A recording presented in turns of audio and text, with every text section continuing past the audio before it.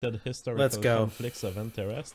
Ace of Spades says the left is a tireless negative exception criticism of the native while fetishizing the outside foreign, ceaseless undeterminant to ruin. Tism says, my wife is Chinese, I am Polish, we live in America, we want America to be white again. Darius says, people like Fuentes and Richard with their white expansionist talk justify the reason whites are getting replaced and wiped out. No pity for me. Stop asking, says Jeff, I implore you to check out Brendan O'Connell's channel. I will. Grogster says, Nick, what about Aquinas, just war doctrine? I just wanted to lay that out. I sent this to Brendan. It's like they're talking about you. They want this thing to happen. How many people have seen this video in about one day? It's been seen 23,000 times. So as far as exposure is concerned, I think you know, I don't think debates go anywhere really. But as far as exposure is concerned, bringing certain issues to the light into the minds of people, it's very necessary. And so I see, you know, if they're calling you out, Brendan, try and get on this channel. You can bring a lot of your issues to the forefront. This is where the white nationalist movement is, you know, they kind of coagulate together, and they're all coagulating around certain people that give them the most exposure. So slowly that's going to become Alex Jones. I already see that happening. I've seen that happening because he has the #1 recruiter of white nationalists, Stefan Molyneux, on his channel all the time.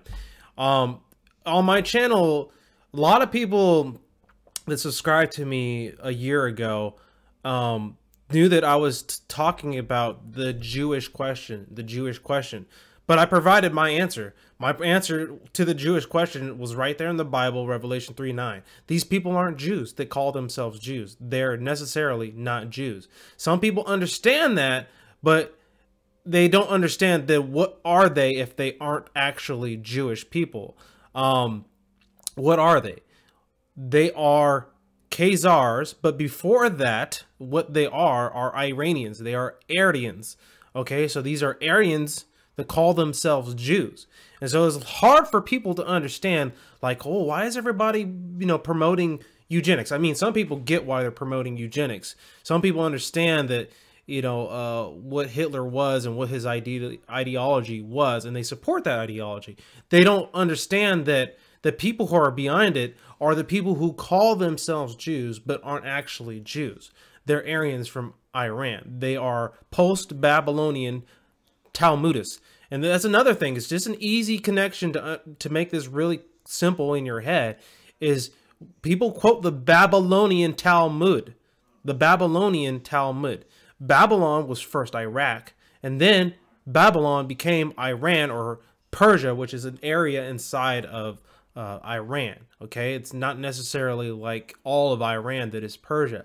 And so we're talking about the controlling arms of certain, you know, civilizational boundaries. Okay, the Babylonian Talmud, the thing that most people hate and that view is racist, and you know, the fundamental ideology behind Zionism, comes out of Iran. Not out of Israel, not out of Asgard, the people that is not a people, but not a place, but a people. You know, it's an ideology, it's a philosophy. So a lot of what I'm doing on this channel is trying to get at the fundamental philosophy.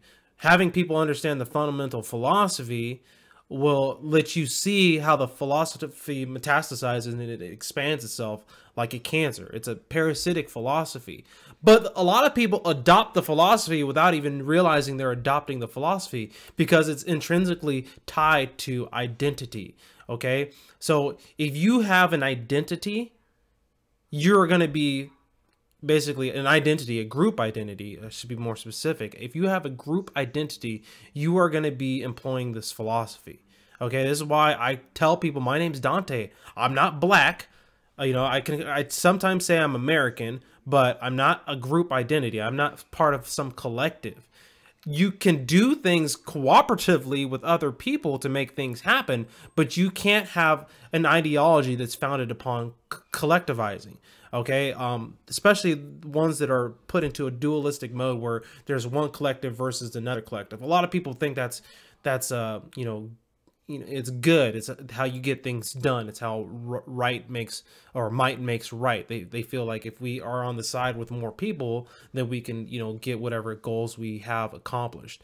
And so what I'm telling people is that's a flawed philosophy. If it's a philosophy that only works in favor of the people at the top of the system that are controlling it, you can call those people Jews if you want to. They aren't necessarily Jews.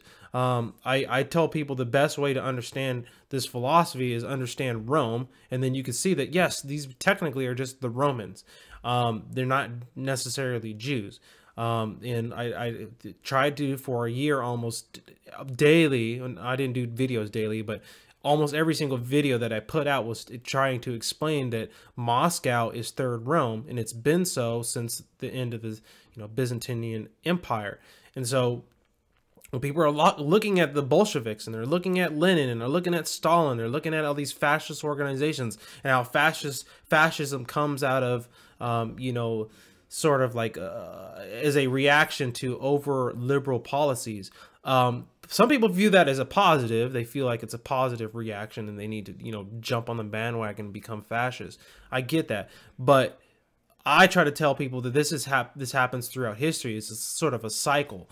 And if you listen to people like Manly P. Hall, the 33+ degree Freemasons, he tells you this is called the cycle of the Phoenix. They do it over and over again.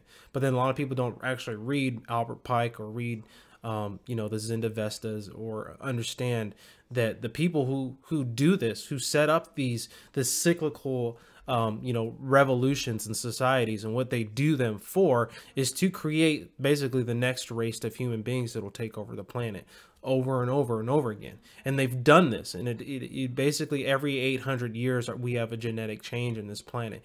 And some people realize that, but you're not going to find a lot of conspiracy theorists on YouTube who like put this information together in a way that's coherent without like falling into, oh, it's the Illuminati, look at the hand symbols, oh my god, the hand symbols, look at he's part of the devil worship. No, I'm telling you, half the people that call themselves Christians are worshiping the devil that don't even know it. They're worshiping and following around the cult of Mithras, and they don't know that it's an ancient Roman cult. They don't see that stuff because no one tells them, and they don't read, they watch YouTube videos.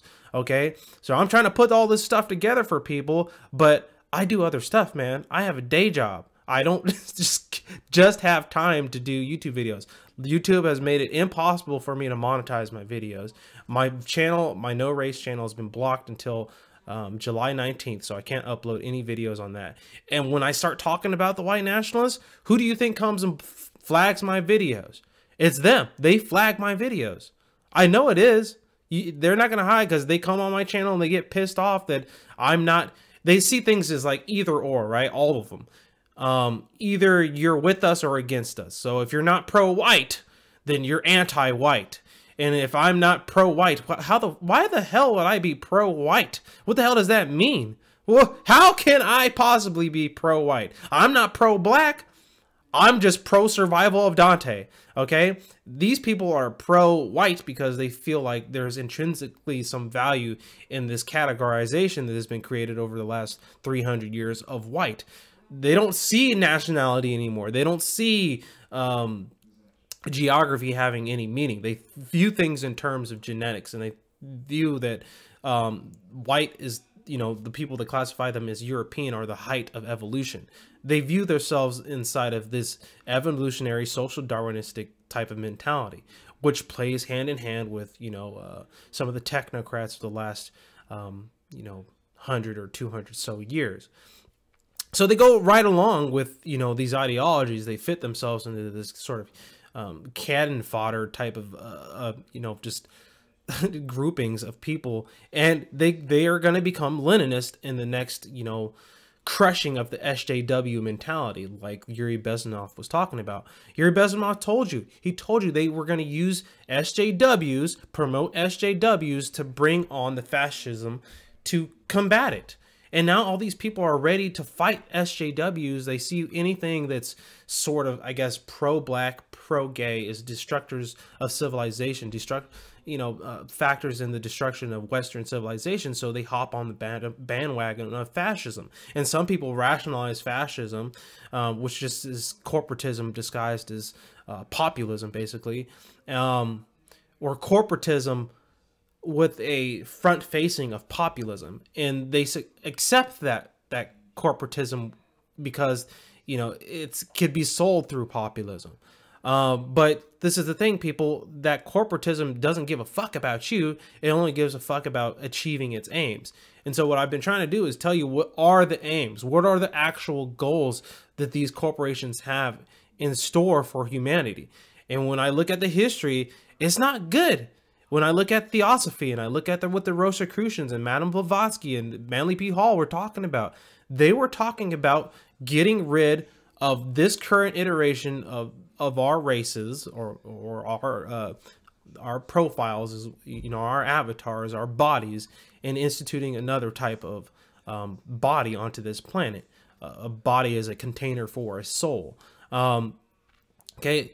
You can believe whatever the hell it is you want to believe. I'm telling you what Alex Jones stopped telling you is what these people have in store. And the reason, Alex Jones wasn't always the perfect vessel for, getting this message across was because he was a Christian and he identifies with Christianity. He doesn't know what Christianity is. He doesn't know where it was founded. Like most people, most people I come in contact with think of Christianity as some sort of European religion. It's not. It's Middle Eastern and it's Babylonian. It's Turkish. Okay, the version of Christianity that we're taught to believe in. So a lot of people just equate Christianity with something that has to do with being white automatically. Okay, so there's a lot of talking heads on YouTube that get a lot of algorithmic type hits that put them into sort of prominence, that are promoting certain forms of Christianity, primarily Eastern Russian Orthodox versions of Christianity, Third Roman Christianity. I can't tell people to be against it by joining Islam or something, because then again, people wouldn't even understand what Islam is. It's Mohammedanism, and Mohammedanism isn't the same as ancient Islam. And I've discussed this before, but I don't think people understand what the hell it is I'm saying. Okay, we're looking at the world and civilizations through like a 20th century sort of mentality about it. That's not how certain groupings of people in the Middle East think about things. There's no real difference between the people that are populating Iran and the people that are populating Israel. There's people who think there are, but they aren't. They're not different genetically. There's some sort of deviations, a little bit of sort of genetic deviations, but pretty much they've all been intermixed. And so how these things are viewed physically, it's just hard for people to understand, because they use their eyes to understand genetics and evolution, and that's not the way these people looked at it. You don't know what this world and what people look like 800 years ago. We're talking about people with furry bodies like 800 years ago. Okay, furry, like they had fur all over their backs. You go look at the Ainu. You go look at certain races and off the coast of some southern American islands. You're going to see a different type of population. There's different races, but the way they talk about them isn't through these dumbed down labels of white and black. So that white and black, which is used in Freemasonry, it's a Freemasonic sort of like spell cast upon people to identify with certain parts of a checkered board. And so they play people based on their identification with those color identities. I'm just telling people, if you don't want to fall for that trap, you got to get out of that color identification of white and black. But people don't want to let that go. People are proud. Okay, they feel like, be proud of you being white, be proud of being black, be proud of who it is that you are. I'm telling you, that's not who I am. I'm not no black or white. I'm Dante. And as soon as you get that through your head, you can move forward. But if you don't get that through your head, that there's no such thing as white and black people, then we're going to be moving towards the next stage in this new world order. Okay, you're not going to be able to get out of it. And I don't think people are going to let go of it, because it gives them a sense of egoic identity. It gives them a sense of high-mindedness, of group accomplishment, that you could live vicariously through the actions of other people and not have to do anything your damn self. I'm white, therefore I created Bach, I created electricity. I created all the greatest art of the world. No, you didn't, motherfucker. You work at Walmart. You didn't do shit. Okay, but the idea that through guilt by association or accomplishment by association, you feel like a sense of accomplishment according to what it is that you do. It's shared victim identity, shared and it was the opposite of victimization. It's shared prominence identity. It doesn't matter. It's still identity politics. And so my other channel, No Race, was trying to get rid of that, and they shut it down. They shut it down for 2 months. Okay, I was trying to get people to come to a better, more spiritual understanding of things without going into the three Abrahamic faiths. But I was trying to lead people away from the three Abrahamic faiths by showing you what the origins of the three Abrahamic faiths are and their Zoroastrian Abrahamic faiths. And so that's even hard for us to understand because we're not taught that in our Prussian school system. We're not even taught that they're the Abrahamic faiths, that they're all intrinsically related in a sense. So what I did on my other channel was I tried to show people that there has been like these three-pronged systems of governance in other civilizations throughout history. I showed people that this happened in China. Okay, the Chinese started off with Confucianism, then they moved to Taoism, and then they moved to Buddhism. Okay, right now they're communist. So they use these three-pronged religious structures to basically move their society towards communism. And a lot of people, in the white nationalist bandwagon type of mentality, they always are citing Japan and China as these homogeneous working societies. Not so much China, but Japan they always go to use it on a pedestal. Like, look how well they're doing with their homogeneous society. No, it's Japanese people. I'm part Japanese, okay? Japanese people are crazy, okay? Because they're paranoid, for one.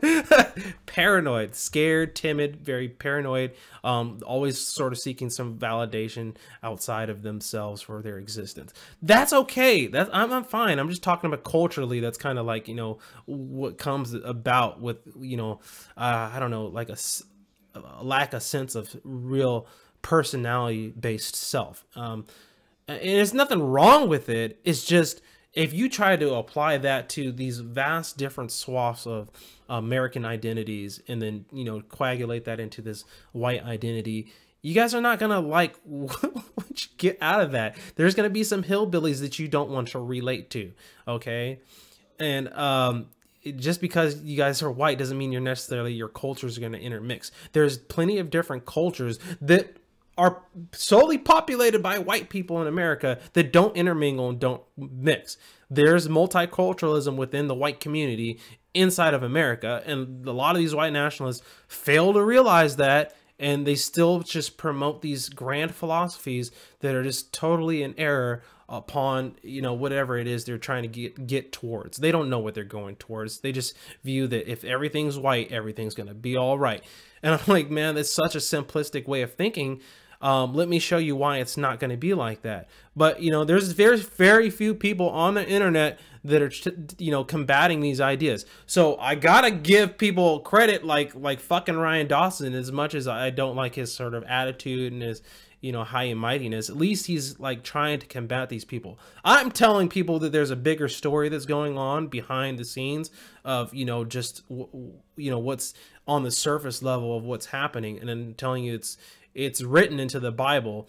And I was trying to lay out for a year like what the Bible is contextually, where it comes from, who are the people behind it, what are they using it for, what have they used it for in the past. And it is a lot of times people don't want to let go what they think of, and they just want to point me out as just being intrinsically wrong or stupid or not knowing what the hell it is I'm talking about. I'm like, okay, but let me just take you back to China. Okay, China starts off with Confucianism.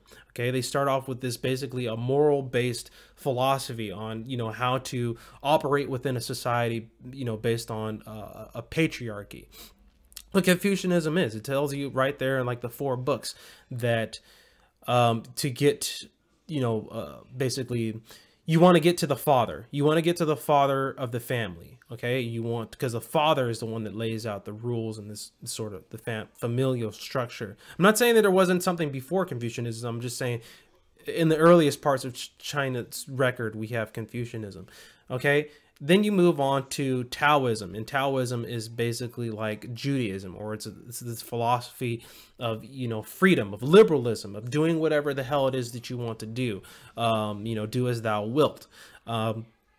Okay, and that's as a reaction to Confucianism. Confucianism is very rules based, you know, very like Moses comes down with the 10 Commandments and lays out the rules for society. So that's Moses, and let me put a better, like Sharia laws, better, you know, compared to Confucianism. It lays out what it is you're supposed to do every step of society, what it is that your mind is supposed to do, what is proper rules-based structure for society. And so they do that. I don't even know if I'm not reading the stream or anything, because I don't think anybody can even watch my stream. Let me look at the stream real quick, see if somebody's going on here. What's the solution? I'll get to solutions in a second. What's up, people? He's in the Bay Area. What's up, you guys? But anyways, I'm just going off the top. I'm just like recapping basically what I've done, you know, in the past on my other channel. Okay. And then, you know, I don't even know if I'm going to keep this up. I'm just rambling right now. There's probably like 5 people watching this. But yeah. And then you move into Taoism. Taoism. Okay. Free flowing, hippie dancing nude with drugs, you know, flowing through your veins. That's Taoism. That's, you know, that's what Jesus was trying to come out of, basically, is this hedonism takes place in society. But then from there you move through Buddhism, or this time period where it's like, okay, we got to move towards peace and tranquility. Okay, but then there's the fourth stage, the fourth political theory that comes out of Buddhism, or which would be seen as Christianity in, you know, modern day sense. Okay, Buddhism is basically akin to Christianity. What comes out of that, the fourth political theory, is Neo-Confucianism, or communism, communitarianism. That's what we have ourselves moving into as a society right now. Whereas you have this microcosm of this all taking place in China at one point in time. Right now, it's going on worldwide. Okay, it's going on worldwide. We're moving into Neo-Confucianism worldwide. And you have a lot of these white nationalist people talking about white Sharia would be great if we could force people to act and be and behave in a white manner. Okay, that's what they think. And the biggest advocates for it are, you know, the trad thoughts, you know, the traditionalist people out there. But there's certain things that you can't morally accept, and there's certain things that you have to tolerate in sort of this mentality.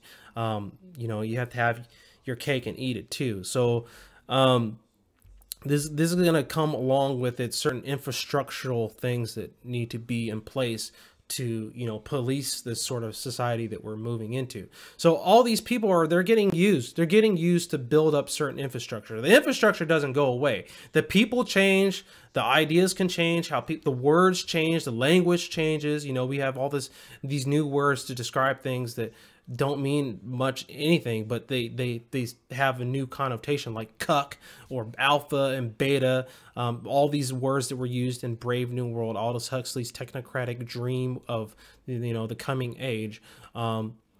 These are terminologies that are popularly used right now, but people don't know why they're being used and what they're being used for. They're being used for basically eugenics purposes, and, you know, getting people to think in terms of what the best breed of human is.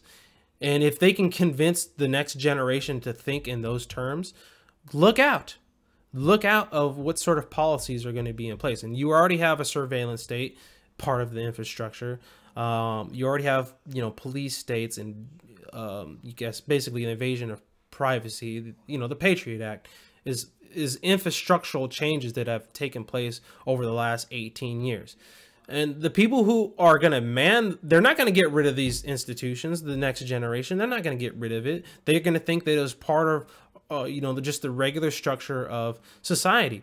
Just as The boomer generation, or before that, even see, I'm even using these stupid terms nowadays. Boomer, the boomer generation, they didn't know that their grandparents didn't have to pay taxes. Okay, it was an opt-in tax system basically. And then after the World War II, and then you have cartoons like Donald Duck promoting, paying taxes to fight the Axis. People started paying the income tax, but before that, they didn't necessarily opt in to paying a tax system. But then the IRS is formed. They get this enforcement agency to come around and push on to the consciousness of the American public that, yeah, it's a good idea to pay taxes, even though it's unconstitutional. The previous 5 generations knew it was unconstitutional. As we move ahead, people don't know what's unconstitutional anymore, because we learn through propaganda. I've even shown on Netflix how Netflix in that show Luke Cage was promoting what do you call it, CRISPR gene splicing technology. Luke Cage also promoted people not understanding what the 8th Amendment is, and that's especially important for the Black Lives Matter movement. They don't understand the 8th Amendment, none of them. I've talked about that extensively on my channel, about how the whole crux of Black Lives Matter is founded around the constitutional issue of the 8th Amendment, of avoiding police brutality through protections of the 8th Amendment. They don't want people to understand that in America. They want to erode the Constitution. Okay, and they can do that if you don't understand it, if you don't employ the philosophy of the Constitution and how it was formed in your brain. If you don't hold around the Constitution and those principles in your brain, then it doesn't matter what they've set up. It doesn't matter what infrastructure they set up, because you don't care about the Constitution. And so they're getting rid of it in your brain. They're telling people, don't worry about your rights, worry about your responsibilities as an individual citizen, your responsibilities to the greater good. So they're getting people involved in communalized thinking, which sounds great. It sounds great to want to go towards my, to promote my local community farms, or, report my neighbors for doing bad things, or, look at all those black people, putting all that luggage into their car, and they want you to, use this sort of the surveillance state to, police each other. And you'll do that if you think it's for the greater good of society, if you think it's for the greater good of your race, or whatever it is that makes you think in terms of your utopian ideal. Okay, so they're getting a lot of people to think in terms of idealism, or what they think society should be. And we know who they are. It's Zionism. Zionism is a utopia. It has nothing to do with Jewish people. These people aren't Jewish. Zionism is a utopian ideal. So if you have utopian ideals that aren't founded in that Constitution, then you should call yourself a damn Zionist right now. Okay? Get away from... If you have any idea that is diametrically opposed to that Constitution, when that Constitution lays out, you are a Zionist. Now, if you really think that your utopia is going to be founded upon race, then you're really a damn Zionist. Really. Okay? And I try to get that through to people's heads, that you talk like a Zionist. Even though you think of yourself as white, or you think of yourself as a black nationalist, you are a Zionist, because you're talking about ethno-nationalism. I wish that I could get a black nationalist, white nationalist into a room, or a debate, or a Google Hangout, so they could see how they basically have the same exact philosophy of segregation. They have the exact same philosophy. And then to enact what it is they have in their mind, and then for their goals of what society should be, they're going to use the Patriot Act. They're going to use the surveillance state. They're going to use that little flag button on YouTube to report, videos that are negative, because they're told to. They're told to report the people that are saying things that are bad. And that's what the Fabian socialists talked about, like Bertrand Russell. You're going to be, you're going to be forcing yourselves into policing yourselves. Okay? You're going to force yourselves into living the right way.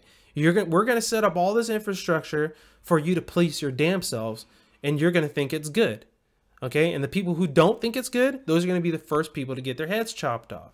Okay, but there's an overall reasons behind this, and so later on I want to get into Caligari, because that was like one of the major things that people just didn't want. They didn't like that I wasn't you know, covering Cligiri, because I want to do it right. I want to show you who he's connected to and who these people are, who the Jesuits are, what the KKK is, not just like, you know, in this like surface level, periphery level understanding of what these groups are, but how they come out of Spain, how they come out of, you know, the Priory of Sion and these people that wanted to kick out the Moors out of Spain in 1096.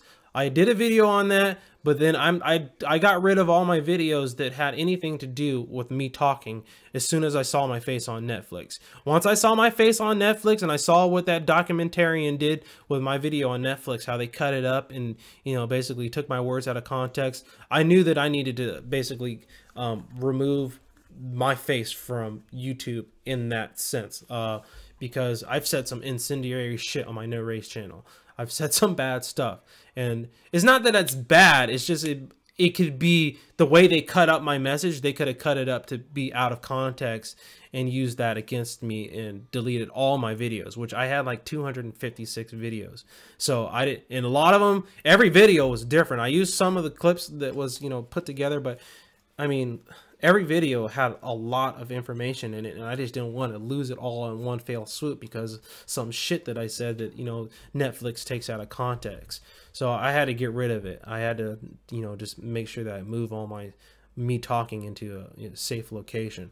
But I'm going to put it together. I'm going to put together the Cligiri plan, how white genocide is just a way to get people to become Leninist, okay? The idea of white genocide, of you getting replaced in Europe, it's done on purpose. It's done on purpose to get you people to join together and go into Africa and fight for the Chinese in Africa. They're going to use that. They're not putting Chelsea Manning out there as a front runner for Congress because, you know, they don't want to go into Uganda and kill a bunch of gay bashers. No, that's exactly what they want to do. They want to send your ass into Africa.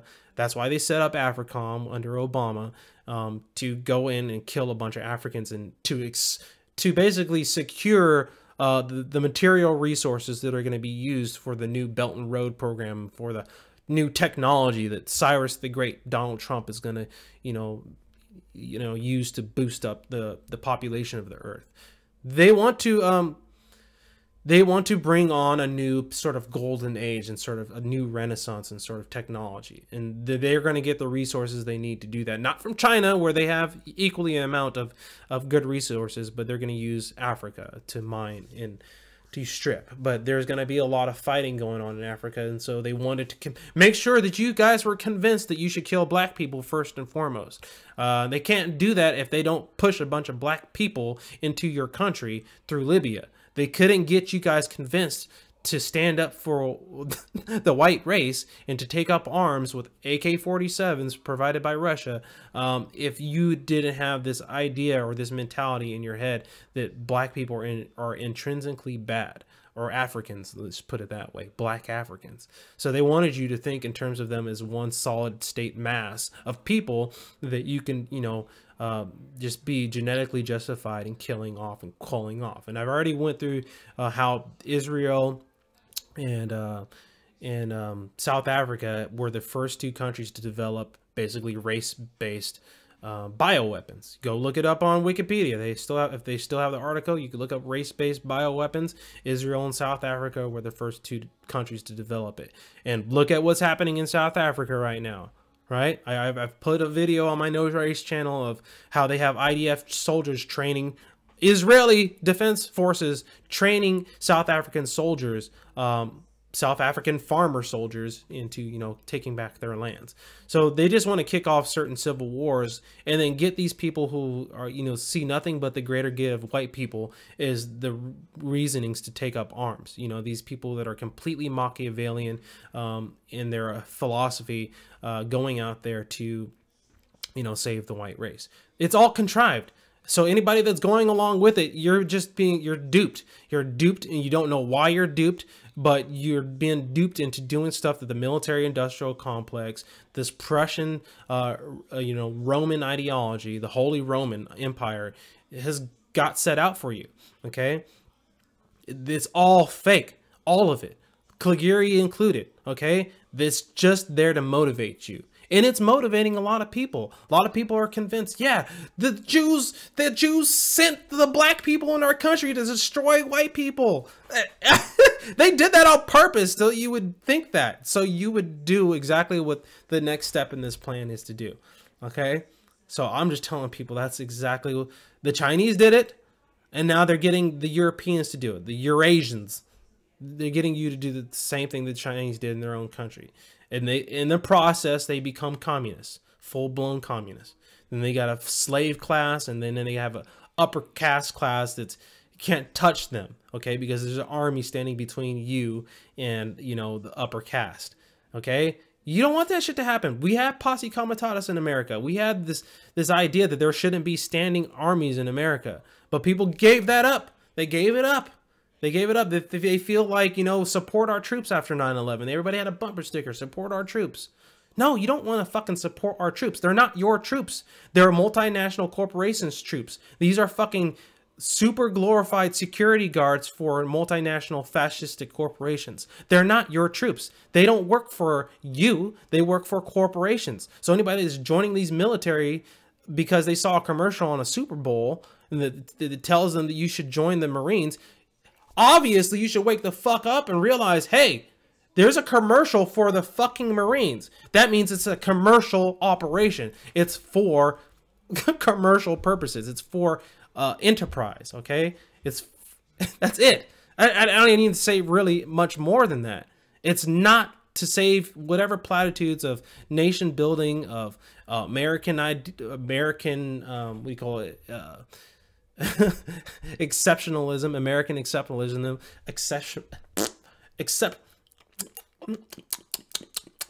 fail. This is all live, man. I'm just going off the top of my head. American exceptionalism, okay? That's not what the military is for, but that's what people believe. That's what people feel in their heart, and then they can use all this logical, you know, deductions for why that should be true. But they always start off with the basic belief that that's what, you know, those commercials are on TV for. It's because we're saving America. We're making America great again. You know, if people only listen to platitudes and they don't use their logic, they don't use their critical thinking skills to see that that's bullshit. That's not what the army is for. They don't go look at Kay Griggs tell you that that's not what the army was for. The army was based upon our oppression military system. You're going to get lost. You're going to go into Africa. Your kids are going to do it in the next 15 years. Okay? There's nothing but 15-year-olds watching these stupid ass YouTube channels and developing their whole and complete list of, I don't know, talking points that they can, you know, operate within society using. Okay, they got all these talking points listed out of what it is that, you know, is their whole entire mind. And I remember being 19, I remember being 15 years to 19 years old, and you finally find like a sort of philosophy that gives you this basically huge worldview that is complete in its structure for you. I mean, I see it. These people go listen to Jared Taylor, they go listen to Charles Morey, they listen to Stefan Molyneux, and then they have a complete picture of how everything in society works. Right? And then they can use that. They practice the talking points. You can see them on the comment sections of these videos. The talking points are down pat in a lot of these people's minds. They're going to teach those talking points to their kids. They're going to go into the military with those talking points in their heads. They're going to, you know, be wearing their MAGA hats, and then they're just going to become cannon fodder for what's happening. Okay, I'm trying to stop that. I'm trying to I don't think I can stop these people from doing what it is they have planned alone. But if I let these people know that they're being used, and I show these people that they're being freaking used for these goals, then hopefully they will see what the hell is going on and maybe change their mind. Okay, but if they get you to think that you're doing this for Jesus or you're doing this for the greater good of society, man, it's going to be hard, because it's either it's the greater good of society or it's status quo for a lot of people. It's you not changing anything. I want to change things. I don't want people to do what these people have planned. But if you don't realize that this whole white nationalist movement is controlled by the Jews, the people who you think are Jews, these Babylonian Talmudists from Persia, we're screwed. Okay, so I'm going to lay that out. I'm making a video right now. I'm making a video on Cyrus, and, you know, and this just came out the other day. I don't know if you can see this. We are very happy to announce that the Mikdash Educational Center just produced a new Cyrus Trump temple coin. This special coin was produced and minted for the 70 years of the independence of the State of Israel, and to honor and praise President Donald Trump, who promised, but not only promised, also fulfilled this promise, and next week will move the American embassy to Jerusalem. President Trump is starting a prophetic process by moving the American embassy to Jerusalem. Just like King Cyrus 2,500 years ago said, he charged me to build a house in Jerusalem. Here again, President Trump is building a house in Jerusalem. All right, let's move along here. Otherwise, we'll never get through Jason. Yeah, so I'm putting a video together. I already did this, a live streams sort of breakdown of what this all is, you know, as far as Cyrus the Great, who he is and what he's supposed to bring. But Jason Reza Giorgiani, a member of the alt-right website before it got taken down. It got taken down last week. So thank God I did a video, you know, where I go through the articles that he was in, because they don't exist anymore. There's no existence of altright.com. So you can't see this anymore. That's another reason why I had to pull my video, because I pretty much have one of the only records of some of these articles, because I didn't archive anything on altright.com. Why the hell would I? But I did, archive it in my video. But I'm telling you, the Cyrus the Great, Donald Trump, Isaiah 45 in the Bible, the 45th president, this stuff is used for a reason. A lot of people don't go into why. Okay, a lot of people are just trying to lay out, you know, through guilt by association, who these people are. Oh, they're connected to this group, which is connected to this group, and that means that they're bad because they're Jewish. I'm like, no, a lot of these people, they are Christians. A lot of these people are Persians. They're Iranians. A lot of these people are Syrians. Okay, and they're connected to something that's beyond just a Jewish identity. I understand that people think that just because they're Jews makes them intrinsically bad. No, it's philosophy first. Okay, it's the mindset. Okay, if you act like a Jew, if you are a Jew internally, you have this victimized identity, okay, that you use to justify sort of like a deflective characteristics in your personality, or, you know, standoffishness, or, you know, whatever negative ass parts of your traits of your personality that you use to justify through this sort of identity that you have, that you're acting just like these Zionists, okay? And so I'm trying to just hammer that shit home.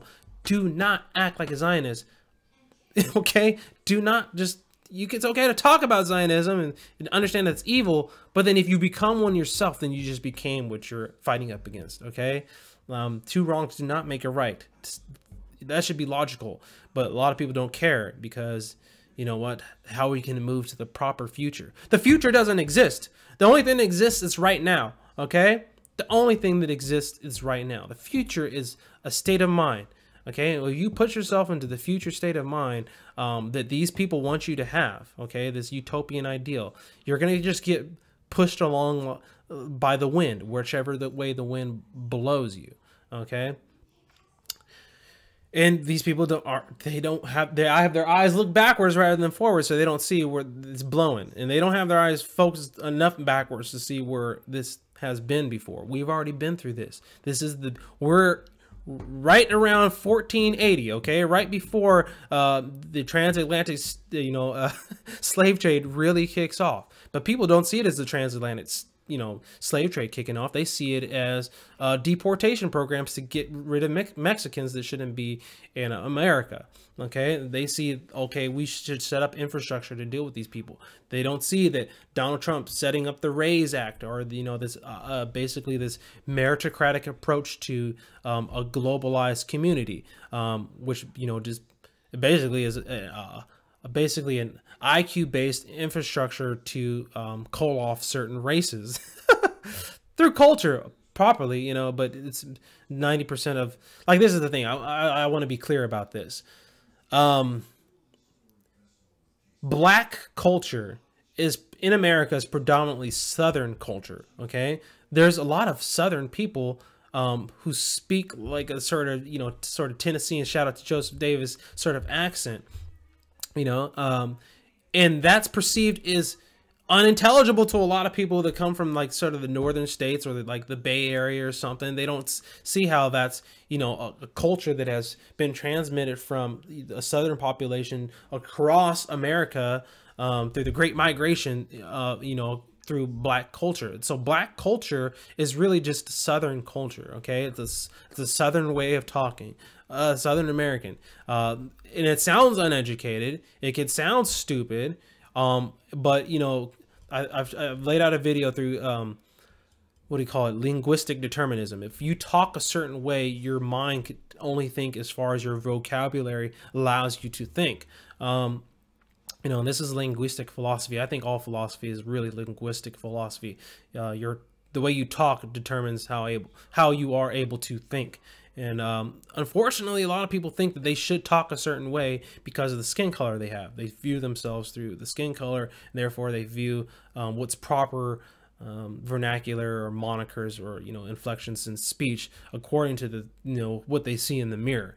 I'm trying to get people away from that sort of thinking, but a lot of people are, you know, they're not as recalcitrant as me. They're not as like free thinking, individualistic as I am. Unfortunately, that's kind of just who I was meant to be. But other people, they do feel like they should talk black.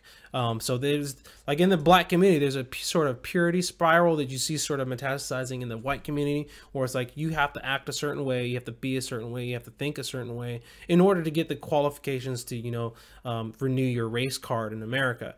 So that stuff that's happened, this has happened over, you know, centuries in America. You know, this classification within a certain community is now taking place within the white community, and that's bad. You don't, like I said, this is all about infrastructure. You do not want to set up infrastructure that deals with people and how and where they can be placed at in life in society based off of the things that they adopt culturally. Okay, and because then you can police people via a group setting. Okay, it's not based on individual merit anymore. So it's hard to explain, but you know, you go look at Carol Quigley. I posted a video about Carol Quigley telling you that there's no such thing as right and left. There's only collectivism and there's only individualism. Our American system was designed and set up to deal with people individually. It wasn't created to deal with collectives and groups of people. But you don't have people thinking like that anymore. It's hard to find a person who you know, completely discards a group identity. You know, they feel like there's groups that are victims, collectively victimized, and so they feel like because the group is collectively victimized statistically, that they are themselves victimized. I'm not saying that isn't necessarily true, but it's only true because people still identify with the group classification. So the only answer, the only solution is to de-identify with group settings. You have to stop being white. You have to stop thinking of yourself as a man. You have to stop thinking of yourself as a woman. It doesn't mean you start adopting, you know, different pronouns or shit like that. It's saying that you have to understand what the Masons understand, that you are your mother's son, that you don't come from anything but your mother, and that's it. And your identity is your name. That's it. Okay, once you understand that, then you can truly be like sort of cosmopolitan. But there's this faux cosmopolitanism that's, you know, rooted in basically group identities, and then people feel like they're an individual in relation to what the group has set out for them. Okay, that's fake. That's fake individuality. That's false individuality. Okay, that is communitarianism, and it's hard to explain that to people, you know, because everybody does it. A lot of people do it. It is rare to see individuals. The individuals that you see in history and time, they get murdered, okay? But that's why they're remembered, because they become martyrs for being so individualistic, okay? But everybody has to learn how to become Jesus. Everybody has to learn how to become Lao Tzu. Everybody has to learn how to become a Buddha, a Bodhidharma. Everybody has to learn how to become one of these extremely enlightened individuals and get away from thinking that you're going to have a group enlightenment. It's not going to work like that. Okay, but if they think that you have group enlightenment, you're talking about Zionism. You're talking about utopian Zionism. Anyways, let me look at your comments real quick. I'm just kind of, you know, vomiting at the mouth, and I don't know what's going on. Douglas Dietrich defines patriot. Yeah, I got to look at Douglas Dietrich. Yeah. Hey, what's up, Tefra? All you people. Southerners perceive most Yankees as arrogant, self-righteous, disrespectful, know-it-alls just because the way they speak mostly. Yeah, good. That's a good idea, because it doesn't necessarily make you intelligent the way you talk.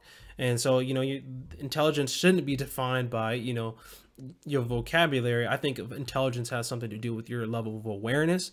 Let me put it like this. Like, you can see intelligence in physical activities faster than you could see it in sort of like intellectual activities. You could see intelligence at work in, like, say, a baby. A baby's extremely intelligent. A lot of people don't understand how extremely intelligent babies are, because, they're just babies, but they're extremely responsive. They're extremely aware of their environment. It's the natural intelligence that they're aware of. They don't have intellect. They don't know what, this word means or what this shape is, yet they don't have words to apply to this stuff. So they wouldn't do well on an IQ test because they obviously can't read. But their intelligence is intrinsic. They're at one with the universe. The universe is intelligent. The baby is at one. They don't have a mind or an intellect to get in between them and what it is that is the universal intelligence. So they are intelligent. But this is the thing. They don't want you to think of intelligence as some universal aspect of, humanness.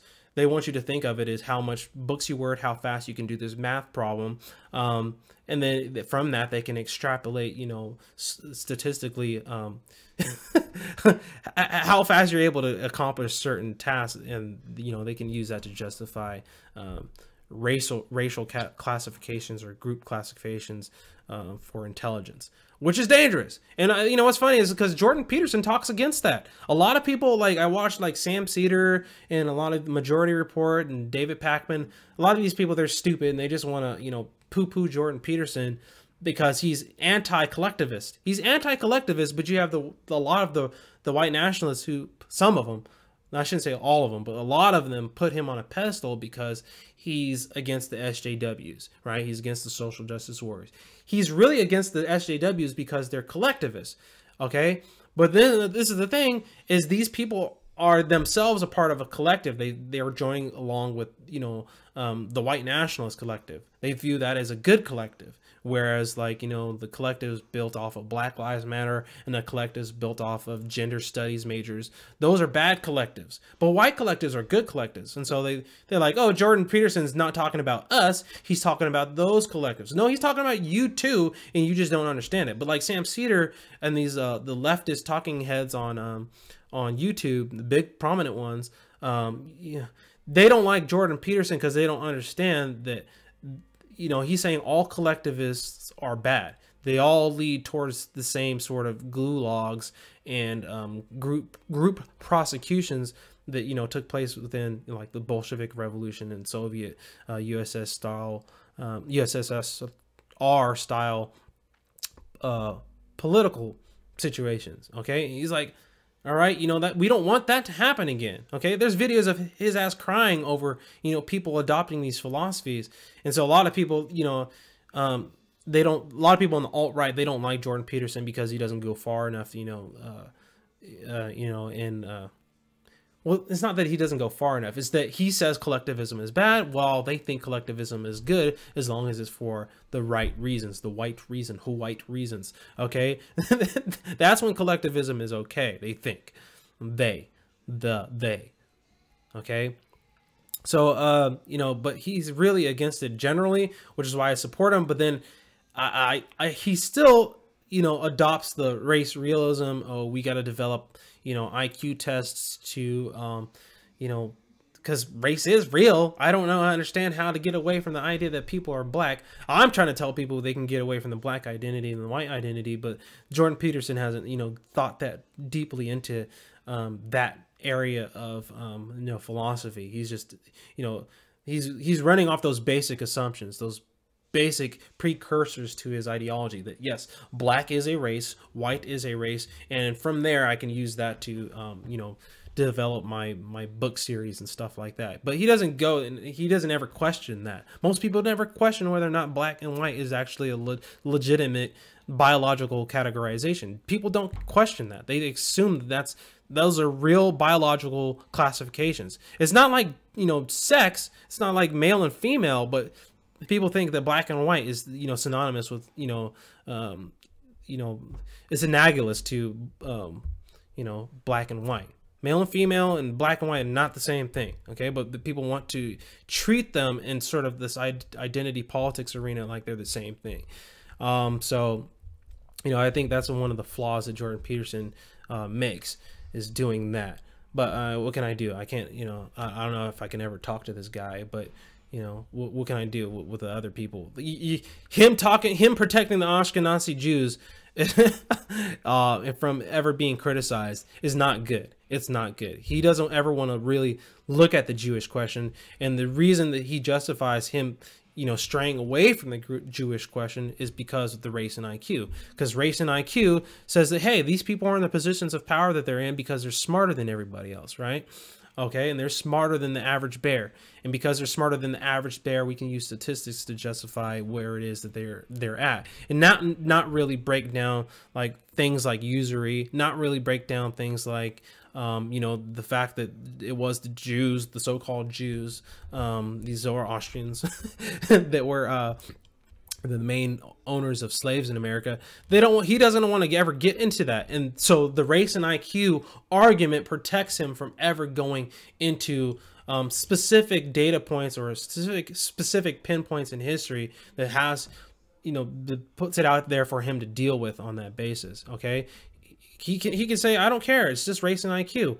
They're obviously where they're at because of race and IQ and how race and IQ determines the direction of society. No, that's not what determines the direction of society. Okay, I've laid out a bunch of stuff. I talked to you about the Chinese and how these people develop these systems, these certain axioms. And it wasn't based off of race and IQ, but it serves a great purpose to make everything at its basal level have to do with genetics. You can ignore any other arguments because you can say, hey, oh, that only happened because of genetics. Why did this happen? I don't know, just genetics, I guess. Why are these people this way? Genetics. And it's like God. It's like a God-based argument. When somebody asks why, if you can answer with genetics, anytime somebody asks why, then you can go really far. You can go really far as a biologist explaining things away with, well, that's just the G factor, the genetic factor. I don't know if that's what that symbology in the middle of, masonry is, that G in between, the compass and the square is standing for genetics. But I mean, it might as well be genetics and God, because they're at this point in the level of scientism that we're, dealing with, genetics and God are synonymous when it comes to people like J.F. Garapay or, these prominent YouTubers on here, and all the white nationalists, all the black nationalists. They believe in this genetics is God. We're genetically, predisposed to having these certain characteristics and traits, and they explain everything that happens in life. Okay, so it's not that these people are white collar criminals. No. It's not that they should be in jail for committing crimes. They are where they're at, and they're in their positions of life because, genetics, their genetic code made them this way. No, there's no insider trading. There's no usury. Don't pay attention to those factors. Never. No criminals. Michael Cohen is not a criminal. Donald Trump isn't a philanderer. He's not a freaking, porn star fucker. No, none of that. No, he's just where he's at because he has those good genes, right? Those good genes. Look at, I explained everything that's happening with genes. And that's the problem with genetic interpretations. That's the problem with biological essentialist thinking. You make biology essential to all your explanations of everything, then everything can be explained, and the status quo can remain the status quo as long as we maintain these biological distinctions. So I'm for there being a biological distinction between male and female. I am not for a biological distinction between this idea of black and white. It's not good for me. It's not good for me. It's good for people that want to push eugenics based answers to, how we should structure society. And so anyways, yeah, hiding information doesn't help, man. Hiding the information doesn't help. So I don't know. I'm trying to give like people this wide scoping, overall view of what's going on. And then I from there, you know, because I lay out my general philosophy, I can go into the details of why it is that I think my general philosophy is what it is. And so that's what I do. That's what everybody does, you know. But everybody starts off from their general philosophy, they move in. But a lot of people are reluctant to change their general philosophy, right? Nah. A lot of people coming onto YouTube at 15 and 16 start off with finding Stefan Molyneux, finding Alex Jones, who's, you know, sort of switching over to the race realism aspect of, you know, how interpreting reality. And so they're going to go from there. They're going to go starting off from that. And I mean, I've showed people that I admired for like days, like Michael Cesarion. He's pushing the race realism thing. You just mentioned Alex Jones. There's a lot of channels. A lot of these people are just like, yeah, we got to promote this race realism thing. This is the only way to move forward in sort of our society. Like, yeah, okay, if you start with that, your answers, if your problems are racial, if your problems are genetic, your solutions are going to be your solutions are going to be genetic based also, okay? If your problems are genetic, your solutions will be genetic. And if you're talking about genetic solutions, there's only way to deal with genetic based solutions. There's sex, and then there's genocide. Okay, that's it. Because you already established that your problems are genetic. So the only way you could tweak genetics are GMO cropping, you know, eugenics-based policies, and sexual-based Brave New World type, you know, policies.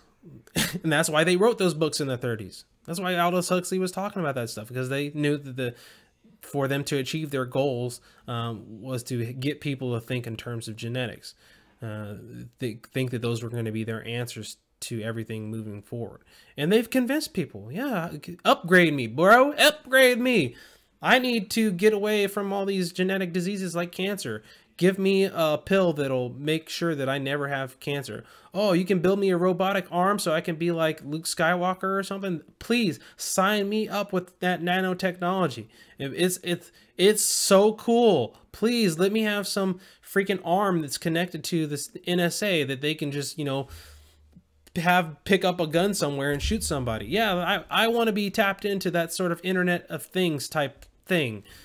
And people will go along with it because people don't know that it's bad, so therefore it's good. If you don't know, then it's going to be good because you don't have any reasons to question it, right? If you live in a family that no one questions that type of stuff, things can just roll around. And I noticed this too, you know, it's like I could tap out from politics and I could tap out from the structure of, you know, society for a week. I can go watch basketball. I can go watch my Warriors play and then not even realize what's going on.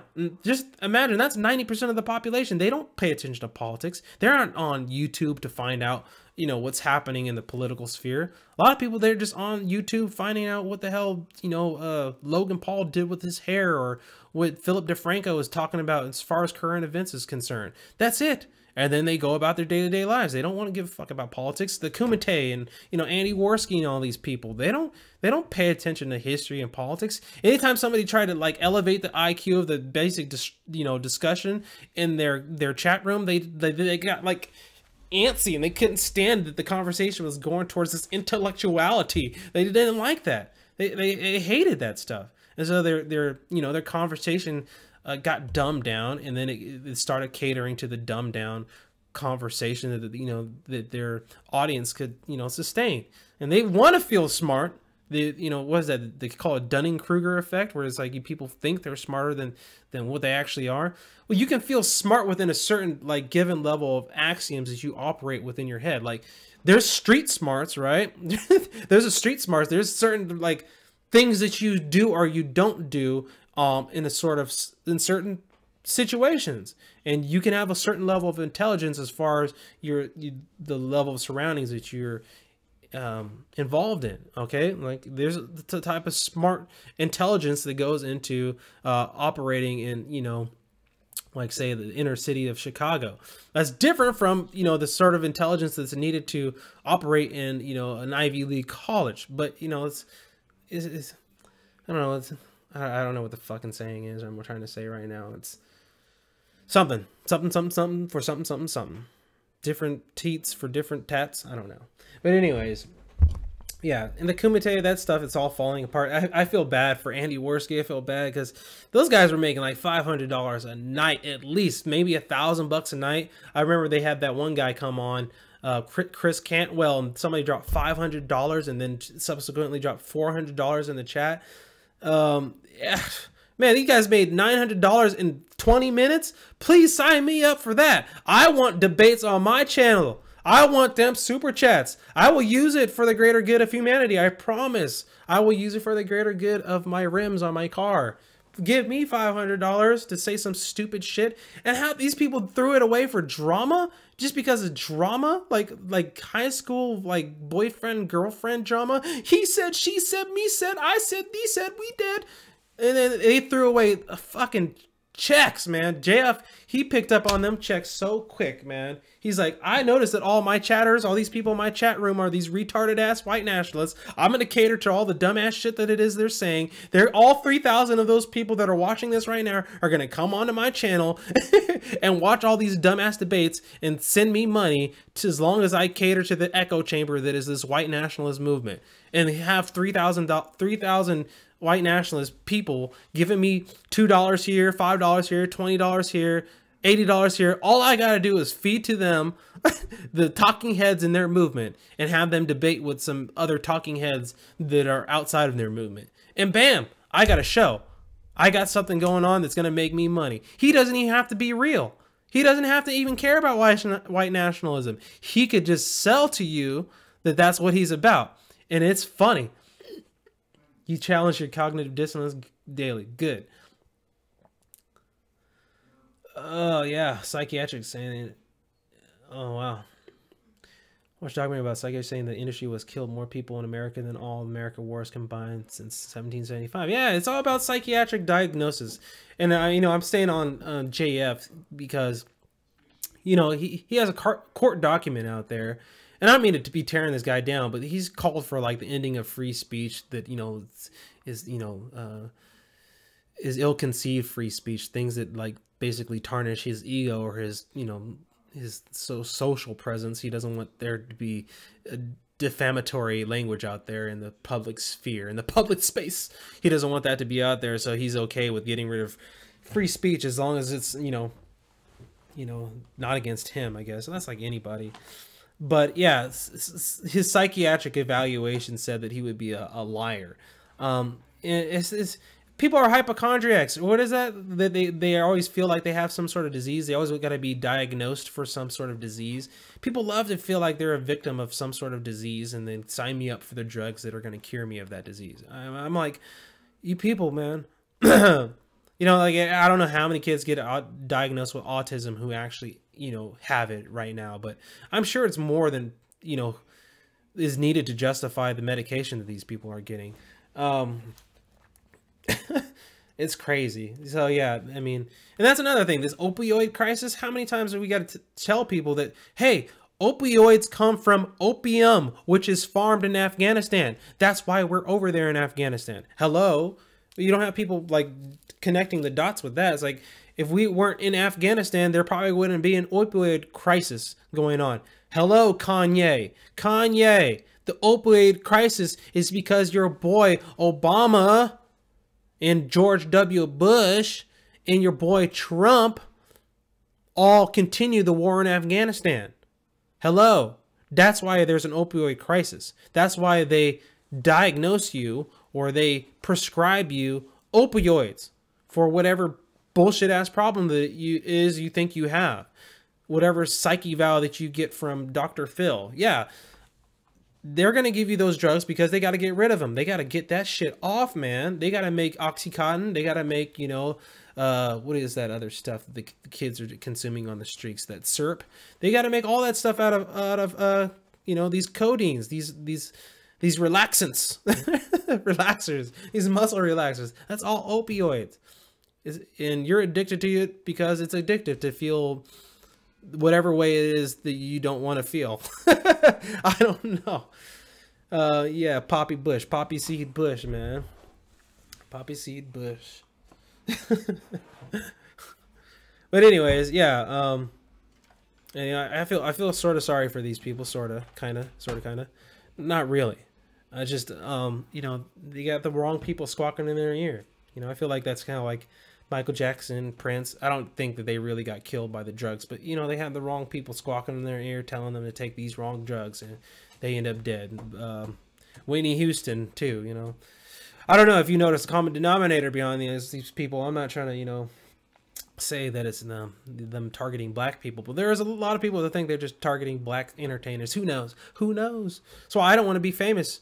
Listen to what Dave Chappelle said. He said that, like, you know, why don't you see Martin Lawrence and you know, out there in the public sphere anymore? And he's like, I was running away from that stuff. Dave Chappelle said it. He's like, I was running away. I felt like these people were going to kill me. And he did that last stand-up he did, where he was basically saying, like, you know, I don't know if it's right for me to say this. He didn't want to get to the issue, but he like gave an anecdotal story of like, I'm basically getting pimped. I'm getting pimped, you know, by this industry, and you know, they're using me to do a certain thing, and you know, it's all fake. It's all theater. These people just want to make money. And so, you know, when I saw those pictures of Kanye with Leor Cohen, I was like, oh Jesus, here we go, man. Leor Cohen, right? Always a man behind the scene, always, in terms of like, you know, portraying blacks in a certain, you know, image. And I was gonna do a video on the Childish Gambino "This Is America" video, but I don't know. Everybody's done a damn reaction video to that, so I was like, whatever. Everybody has their own interpretation, and I think that's what he meant for it to happen. The guy's super talented. What can I say? There's a lot of like stuff that goes into that video that we can get into. There's the pale horse in that video. Let me see. The World Wide Web uses real-life social connects and digitizes social media in order to collectivize popular opinion into a hive mind. This web traps result in information war and info war. Yeah, I've seen V. I don't know if you guys pay attention to V. The only reason I've been paying attention to him is because he's going up against sort of the collectivist mindset of the white nationalists. So he's been talking about how, yeah, these people think like in terms of a hive mind. And I use like, I don't know if you guys have seen some of my videos. I have like the little frog head meme. It's flapping on a bee. I'm using that on purpose to show you that these people are a hive mind. They all kind of think sort of alike. They all want to go towards the aristocracy or having some sort of benevolent leader that, you know, dictates them to what they're supposed to do, like a queen bee, basically. Tell us your orders, master. Tell us where we should flock to and which we should do next. And everybody's looking for that because people aren't very individualistic. They don't look to themselves for their own guidance, and that's a problem. Well, I mean, it's good to have role models, I guess, but if you are stuck with that role model, you're walking around with those books and those mantras and that dogma, you become a doctrinaire. You're always expecting your answers in life to be held within sort of some you know, linguistic context or some in the framework of a personality. Then yeah, you're gonna get led around like a damn bee. Okay, you're gonna be a drone for whatever the queen wants you to do. And right now I'm trying to tell you, the queen wants you to go into Africa. They want you to take up arms. They want you to save the white race. I'm not saying that stuff's not, I'm not saying you should sit back and allow what's happening in Europe to happen. Don't get me wrong. I do not like what's happening in Europe to happen. What I'm saying is it's happening on purpose, and it's, you know, there to get you guys to react the way exactly you're reacting right now over there in Europe. Okay, and I lay out the history. This happened before. It happened during the Crusades, the Fourth Crusades, that turns into the Reconquista, where they go throughout Europe and they start wiping out the Moors out of Europe. Okay, that happened before. So they're getting, the same people are doing it today that did it 700 years ago. Same people, the same Russians. And they have, you know, Alexander Dugin telling you in 1997 that they were going to instigate these people into becoming racist. The black people. They're racist. They're extremely racist. They believe in that they are a race and that they have to do things in order to save their race. So that means they're racist. If you believe in race, you're a racist. Okay, now there's a level of degree to which you manifest your racism. If you think that, you know, you want to kill all other races, then that's pretty extreme. But it's if you start off at the basic level of you identify as that sort of collectivized identity, that means you're through race. That means you're a racist. Okay, it doesn't mean you just hate other people. It just means that you identify with race. Just like a theist is a person who thinks about and expounds upon theism or religion or God. A racist is a person who thinks that they are a race and expounds upon race, and they operate through this idea of race. That's what a racist is. But they try to they dumb it down for people. And CNN, I mean, they got these panels with just nothing but black people on it, and it's like, how do you expect people that aren't black to see that? And then if you don't like it, then you might feel like you're a racist. You're just supposed to accept it. But I'm telling people, don't think like that. Don't think like in terms of color and getting your messages through color identities. Think about the philosophy behind what it is they're saying, whether or not they're paying attention to facts or data points that are relevant to these ideas and aren't, not wholly situated within certain premises, like that these people are black and they're telling me something right now, therefore whatever it is that they say is tainted by their racial identity. That's how people think, because they operated on those basic premises. I'm like, I have to get away from those basic fundamental premises that these people are black before I can show people how their philosophy is mimicking certain things that have happened in the past. I can't do that. I can't go beyond that. I can't go beyond the skin color thing. So I wish I like did it in Avatar. I wish I just did this channel with me just as an avatar and can convince people that I wasn't a black guy, because I know that's going to taint a lot of people's perceptions of me. A lot of people won't subscribe to this channel because they hear a black person talking to them, especially nowadays, because people put people into their ideological pig pens, And so I wish I could just been anonymous on the YouTube, but I knew that, also if I was anonymous on YouTube, that probably people wouldn't take what it is that I'm saying seriously, for one, because, like, who is this guy? They don't know who I am, and so it just be carrying my message through my voice. And I wanted people to see my eyes. I wanted you to look at me in the eye and know that I was connecting to you on, a sort of individual basis. And I couldn't do that if I wasn't showing my face. So I recognize people, sort of put some trust in me because I am putting my face out here and I am putting my life on the line, which is not necessarily good for my well-being, but it's one of the ways I can connect to the people that really want to hear what it is that I'm saying, and and then move on from there. Anyways, if you search psychological effects on Facebook on the internet, a BBC article found in one of the results discusses how Facebook can increase social isolation as well as decrease personal well-being. But Facebook is there to put us all together and connect us all, right? That's what Facebook is there to do. Facebook is only there to connect the surface level of people. It's not there to connect people at their, in their hearts. I don't want to be cliche about it, but that's really, it's there to connect egos to each other, like how you view yourself, your perception of yourself. And so people there put their perception of themselves on Facebook, and then those perceptions interact with each other. And it's not, it's not real, but people live vicariously through, their persona online. And so the Facebook, even though it's your face, a lot of times, I understand that people put their soul into what it is that they're saying, but I would say that that's more like a crystallized egoic self. It's not necessarily your true self. It's just, some people are very self-aware. Some people are full of shit on Facebook. And so you're interacting with a lot of false personas. You're dealing with a lot of, crystallized egos, ones that are natural and real, but then it's not real. It's not meant for people to be real on Facebook. And so yeah, hopefully people are realizing that and they get away. I haven't been on Facebook in 4 years. I haven't said I don't think a word on Facebook in 4 years. People get mad at me that I'm on Facebook. I don't want to go on Facebook. I don't want to talk to anybody on Facebook. I don't like Facebook. I don't know. I don't know if like certain moments in the day that I should be saying stuff on Facebook. I don't think that. I don't want to bounce all my ideas off of my Facebook crowd.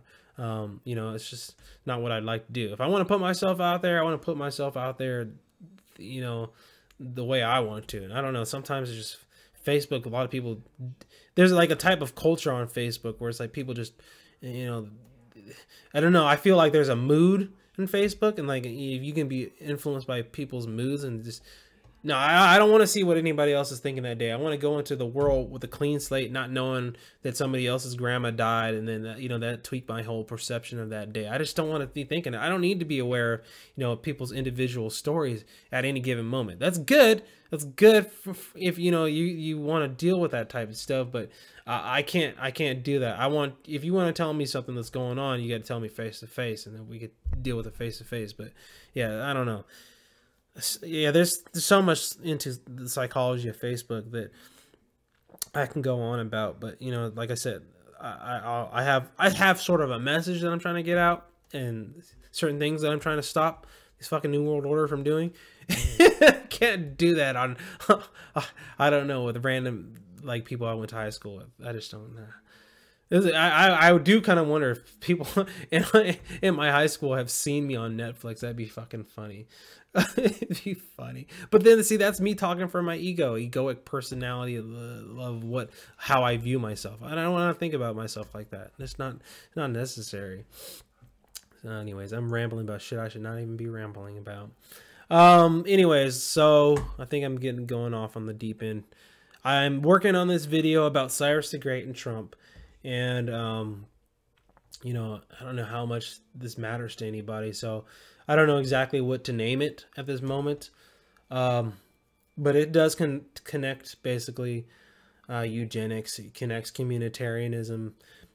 It connects a certain sense of duty that the humanists want people to have, to, you know, like I said, philosophy.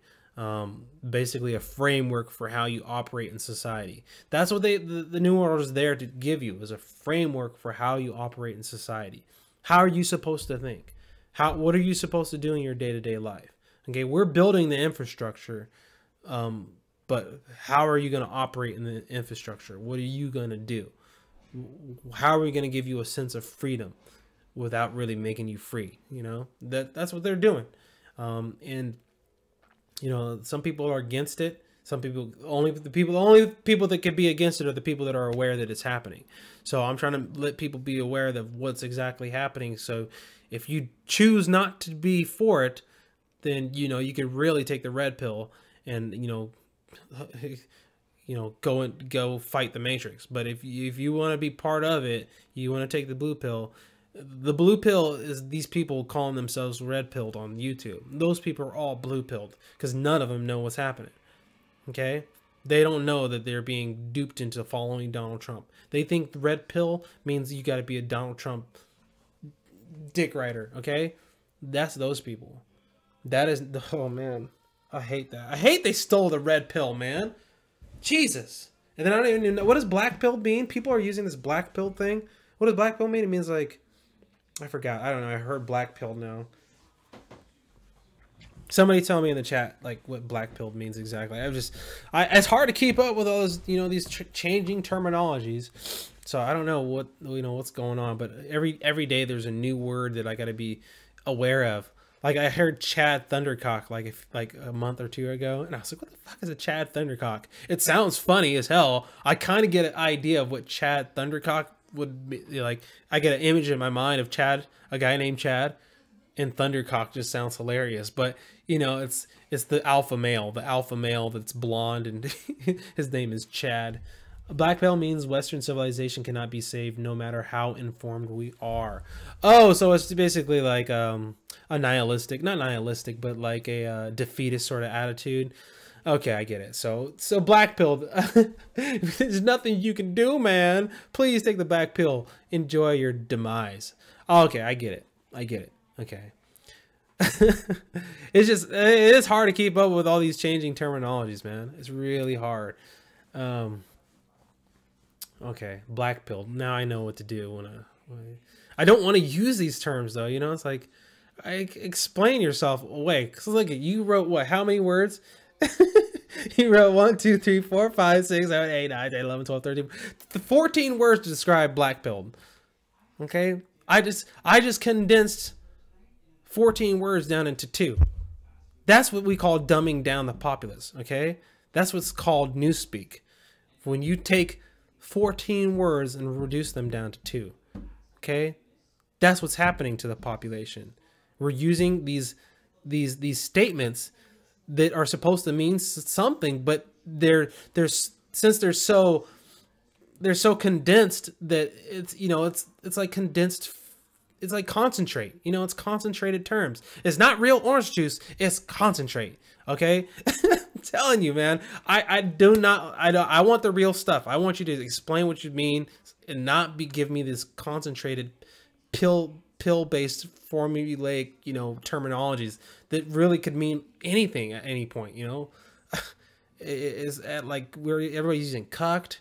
Black pilled was another one that's out there that's really prominent right now.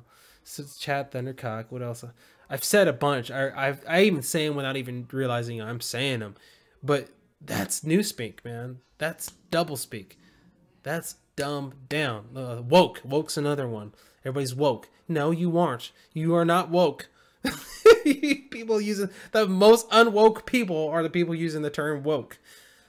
Okay, because now woke means, let me expand out and explain what woke means. Woke means somebody that's aware of how certain races and certain groups are being, I guess, being the underclass in American society. That means you're woke. If you realize that there's white privilege, you're woke, right? That's what it means to a lot of people on the left. I'm like, how is that woke? That doesn't mean anything. That does not mean anything. But it means so much because it's tabula rasa. It's a blank slate, right? It's there for you to project all of your understanding into is nothingness.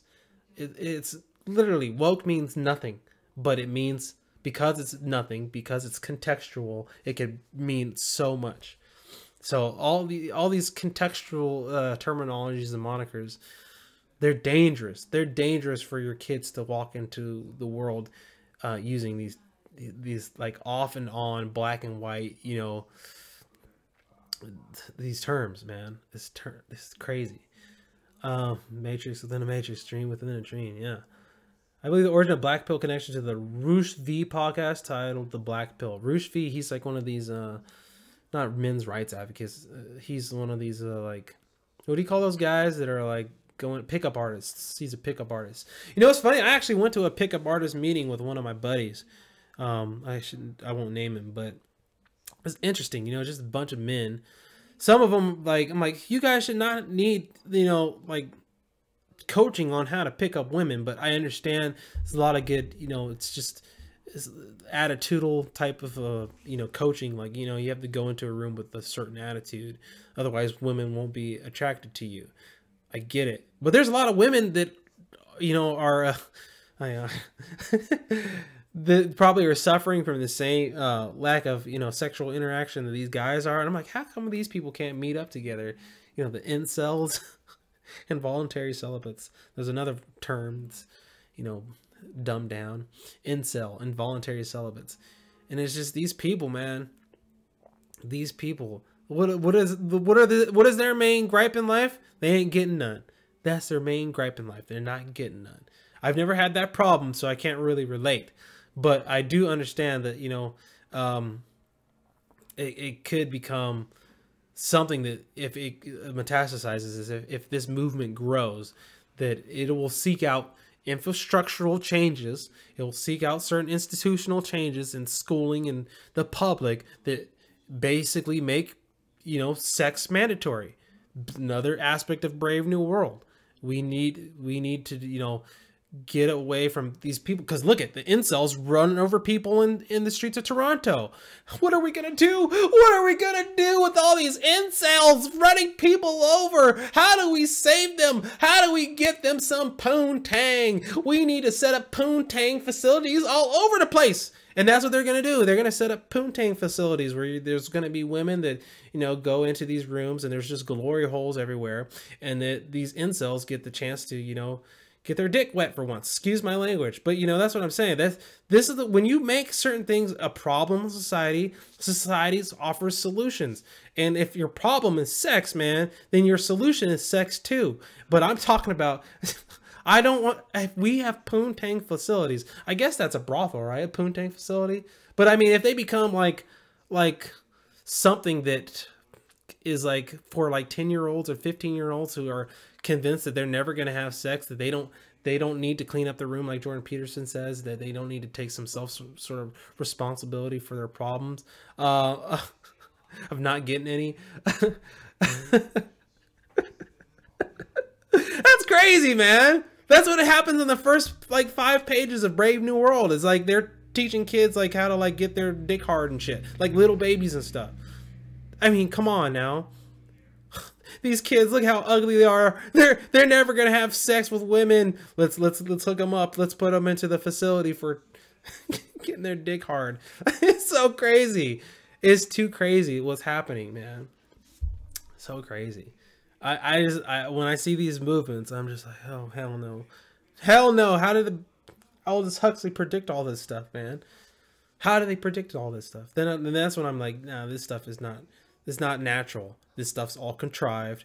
This is all, you know, what do you call that? MK Ultra mind control stuff. And then you people can connect, like Jay Dyer. He says, you know, he connects all this stuff to like MK Ultra. A lot of people do that.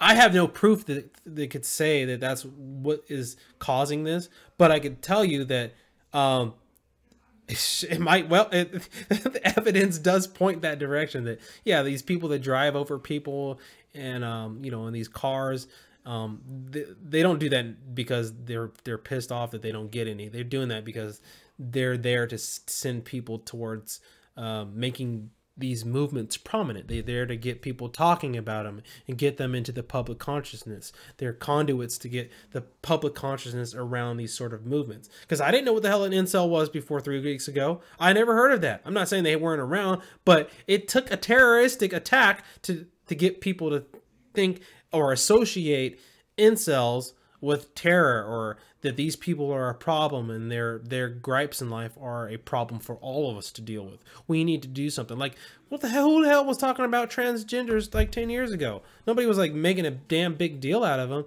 until their problems become all of our problems, right? So, you know, these patterns, they gotta be recognized for the patterns that they are. Without being like shunned off as being conspiracy theory, because, you know, it's like they aren't just, you know, random acts to me. I don't know. They're not random, especially when I look at Brave New World and the people are behind a lot of this stuff. It's not random. Okay. But, you know, convincing the people who are scared of being called conspiracy theorists that, yeah, there is a lot of conspiracy going on to make what you guys are talking about really prominent. It can all be explained away now. It can all be explained away with, oh, it's Race and IQ, it's Cambridge Analytica, it's, you know, these government institutions just doing it. And then that's how you become blackpilled, right? That's how you become accustomed to just like, hey, that's just what it is. That's just what it is. And I don't want to have the black-pilled sort of attitude. I don't want to have, the acquiesced sort of attitude where you just kind of accept it. But I can understand how people can become cynical. They can become nihilistic, because if everybody talks about it, then it loses its significance, right? It loses its weight, its heaviness. And that's dangerous. That's the danger of, you know, YouTube telling you what's popular and what you should talk about.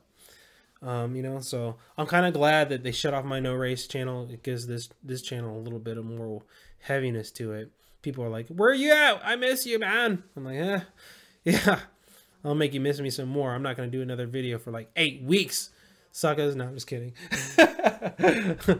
But yeah, you know, it's just weird. I understand psychology. I read a lot of psychological books.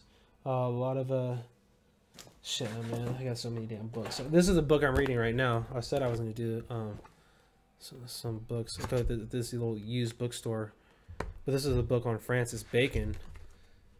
I never seen a book on Francis Bacon like in this sense. I don't know who this author was. I just picked it up, but it's called The View Beyond, Sir Francis Bacon, Science, Alchemy, and Mystery. And then I saw that it was talking about the Rosicrucians in here, and it's talking about Theosophy, and that's kind of, you know, relevant to my channel. So I was like, okay, I'll pick that up. And then I also picked up a book. That's how we buy books. The Black Death, which is illustrated by Philip Siegler.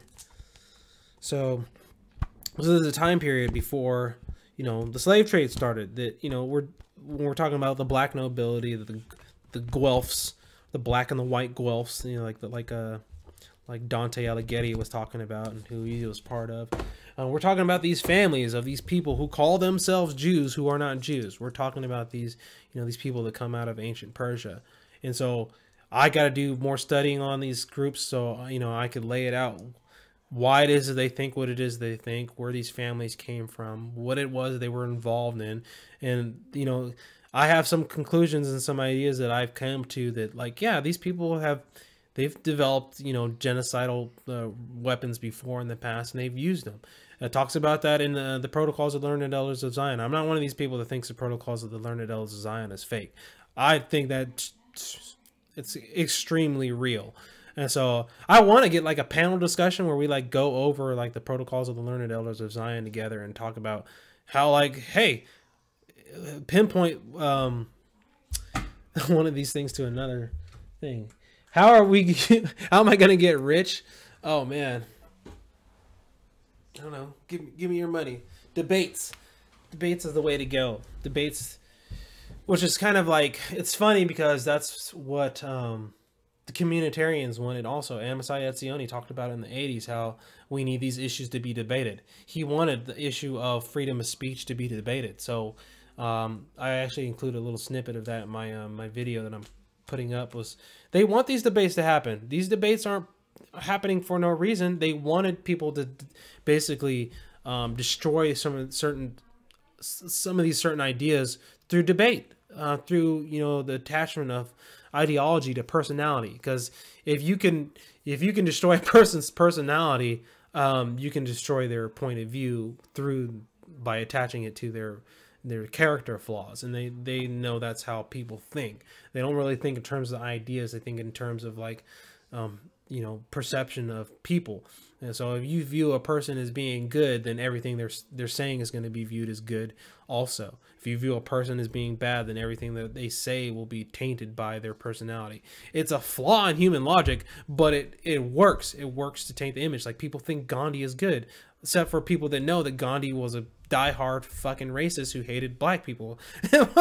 Some people know that. So they know that there's a lot of, you know, a lot of racist tendencies that you know, Gandhi isn't notorious for, that he actually had. They just know that Gandhi was, you know, be the change that you wish to see in the world, and that's, you know, that's what sticks in people's mind.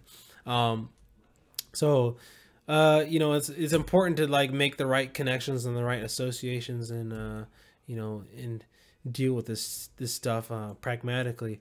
But what can I say? What can I say? How am I going to get rich?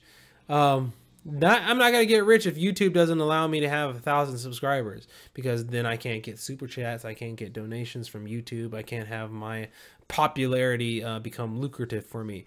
And I told people I don't want to make money off of YouTube necessarily. I don't want people to have demands from me from YouTube. I don't want people to be like, hey, I gave you $5. Now say what I want you to say, motherfucker. I kind of don't want to be in that situation. It's because I don't, you know, I can have all kinds of people sending me super chats that they have me saying shit that will get my channel banned. And that happens. Look at, like, you watch some of these videos. These people do not recite all their super chats. They do not recite a lot of the stuff that's on the super chat, because YouTube cracks down on that stuff through the transcript. It records everything you say. YouTube. You can go onto videos and look at you kick those little three, you know, vertical dots, and it'll tell you, you know, if there's a transcript, everything that was said in that statement or in that video, and you know, you can Control F search it, and bam, you have, you know, anything any incendiary thing that anybody's ever said is recorded by YouTube, by Google, by Alphabet. Okay, so you're being recorded. Everybody's being recorded. It's dangerous, But I don't know. I have ideas. I just gotta, you know, put them into practice. But like I said, I have a day job, so I don't have much time. Like I want to make T-shirts. I have crazy ass ideas for T-shirts. I could probably sell that. I could sell some merchandise. But then again, like I said, it depends on, like, you know, how many viewers you get. And my viewers were waning in, like, you know, in like the last, like, I don't know, 8 months. And I know that probably has to do with the message. At first, I was trying to tell people, like I said, about, you know, the white nationalists, and, you know, that these are the people that the Jews are using, is the white nationalists. They're using them just like they were using the black nationalists. They're using them. People don't want to hear that. They want to think that, like, Jews stand alone on their own and they're doing their own thing for their own nepotistic reasons. No, they're using ideologies to do the things that they want them to do, and they're not necessarily Jews. And so when I started telling these people that they're Aryans, and then they come on here with the Hitler worship shit, and like Hitler was doing good, and I tell people that Hitler was a Jew, he was working with the Jews, and Ashkenazis are Nazis. Okay, they don't want to hear that. They want to hear that there's a good side, and there's a bad side, and they want there to be an enemy and a friend. And I'm like, it's not that simple. Okay. You know, and then this is one of the tactics that Lenin used, was who and whom, and getting people confused on who was the enemy and who's the friend. So you don't know, and so you choose sides based on, you know, certain arbitrary characteristics that are, you know, attached to people through, I don't know, just their overall personality and your lack of understanding, your lack of history. And then they don't teach people history in school, not, you know, to any certain level. They teach people gender studies nowadays. So, you know, people are just are underinformed, they're ill-informed, and then they operate off of, like, you know, who's ever popular on YouTube. I'm over here picking at something.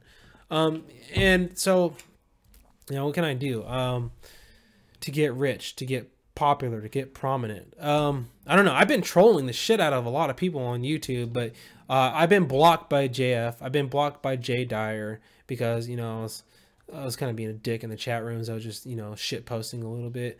Shit posting, another one of these dumbed down terms. But I was just talking shit in the chat. Probably shouldn't have done that. I probably should have been more professional and tried to get, you know, in touch with these people and these personalities. Like I did an interview with Brendan O'Connell. I was just shit posting on Brendan O'Connell's channel, man. Like a year ago, I was shit posting Brendan O'Connell, and now I talk to him. Well, yeah, finally I get to talk to this guy. It's funny.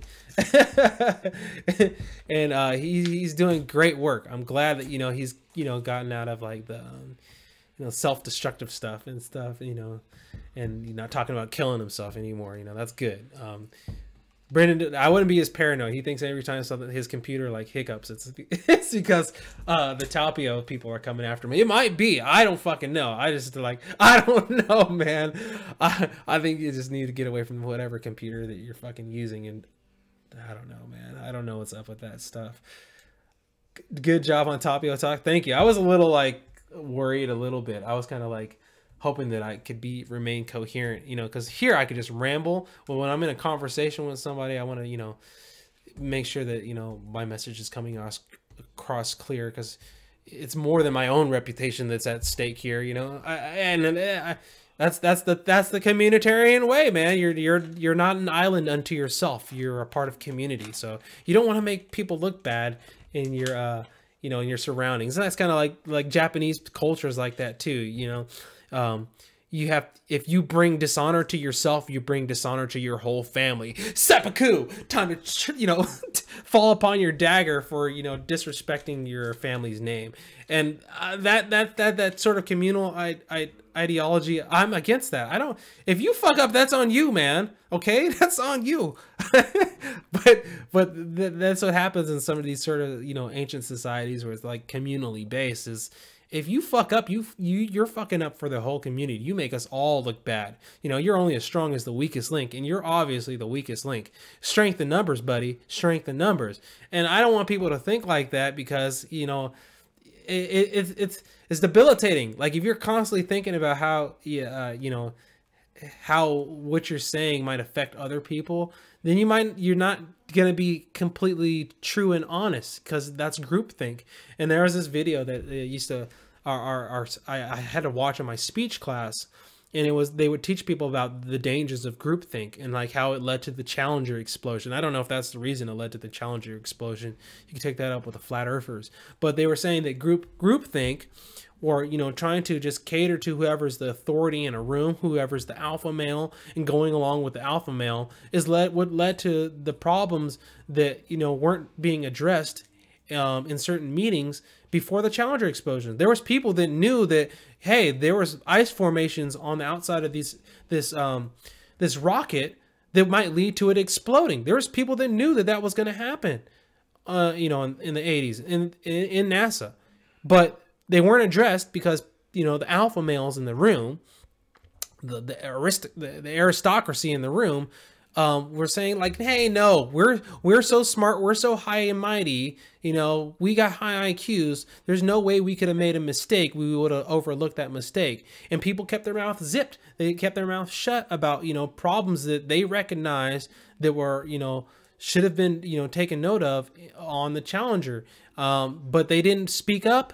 They didn't speak their mind because they didn't want to embarrass the leader of the room. They didn't want to embarrass the people that were, you know, the top dogs. Okay, they didn't want to bring dishonor upon the name of the top dog in the room. That's groupthink.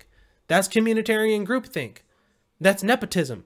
That's you not speaking your mind and speaking up in a crowded room because you're scared of how you'll look. Okay, I recognize that is a problem all my life. I recognize that as a problem all my life. People who don't speak up, who are scared to say something than what's, you know, popularly held beliefs. It's bad. It's bad for people to do that. Anyways, you got miffed at Brandon when he came on the top because I wanted to listen to your interaction about communitarianism, and he kind of dominated with his own topics. Yeah, I know he had never talked to me, and I think at one point in time, Brandon, you know, thought of me as like a peddler of the flat Earth and you know, crazy, you know, reptilian type stuff.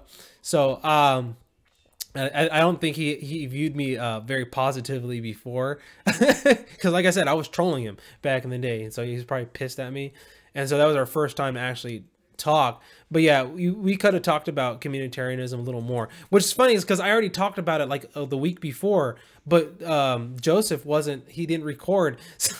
So we talked about it for like 2 hours before, and I hadn't covered it so much on my channel, and I was like, whatever, it's just ethno-nationalism. But I could have, yeah, it would have been nice if that actual talk was about communitarianism. But I felt like the talk should be about you know, it should have been about Brendan. I feel like Brendan would bring more pull to those videos into that channel.